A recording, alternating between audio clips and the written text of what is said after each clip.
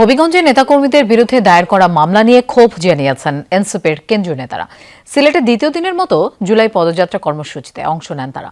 দলের মুখ্য সমন্বয়ক নাসির উদ্দিন পাটোয়ারি অভিযোগ করেছেন, গত 6 মাসের কার্যক্রমে সরকারের ব্যর্থতা প্রমাণিত হয়েছে।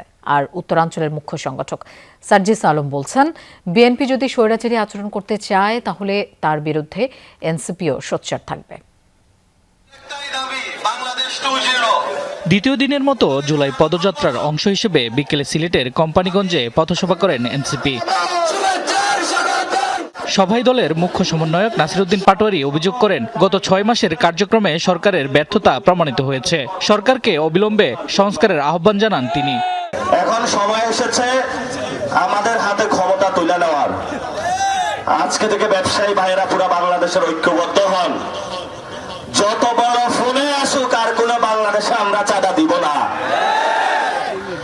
আজকে থেকে সরকারি অফিসে জনগণ আপনারা ঐক্যবদ্ধ হন, যে যত বড় অফিসারে হোক না কেন আমরা কোন দুর্নীতিতে ঘুষের টাকায় অংশগ্রহণ করব না।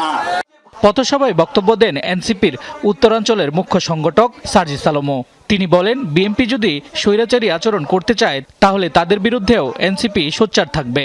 এই দল 17 বছর জুলুমের শিকার, যেই দল আমার সাথে জুলাই একসাথে আন্দোলন করলো, সেই দল যদি নতুন করে স্বৈরাচার হয়ে উঠতে চায়, আমরা বলে দিচ্ছি আমরা সেই দলকে স্বৈরাচার হইতে দিব না।